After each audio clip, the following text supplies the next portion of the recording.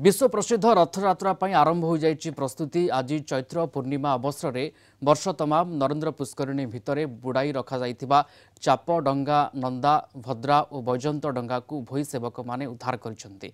30 जन भोई सेवक ए कार्य संपादन करिसेंति। ए चाप डंगा गुडी को आवश्यक मरामती पर यह रंग कराई कार्य लगाजिबो। आसंता 10 तारिख अनुष्ठित हेब चंदन यात्रा।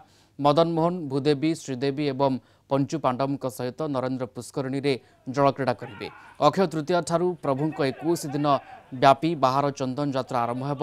पवित्र नरेंद्र पुष्करिणी रे नौविहार करेंगे ठाकुर। परंपरा अनुसार गत वर्ष चंदन यात्रा हलदी पानी उत्सव पर डंगा को पानी रे बुड़ा जाइथा।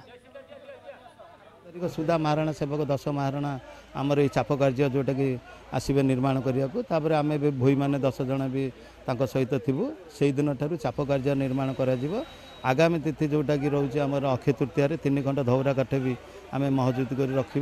भी से दिन ठार रथ कार्य अनुकूल करने से दिन ठार प्रस्तुत हो 3 खंड धौरा काठ थी आम महाप्रभुंर आज्ञामाला आसे। आज्ञामाला विजय सारिया आम उप महाप्रभुंर आज्ञामाला उप लगे सारिया आम शाढ़ी बंधु शाढ़ी बंधे रथर संपर्कित सेवक मैंने शाढ़ी बंधाती रथ निर्माण कार्य से दिन ठार आरंभ करा जाए। प्रत्येक वर्ष आम ये चैत्र पूर्णिमा दिन नरेंद्र पुष्करिणी 5 गोटी नाहा जाक उठे।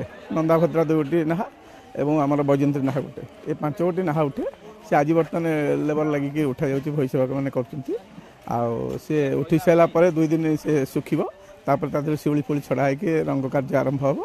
4 दिन पूर्व चाप निर्माण करा महाप्रभु चंदन यात्रा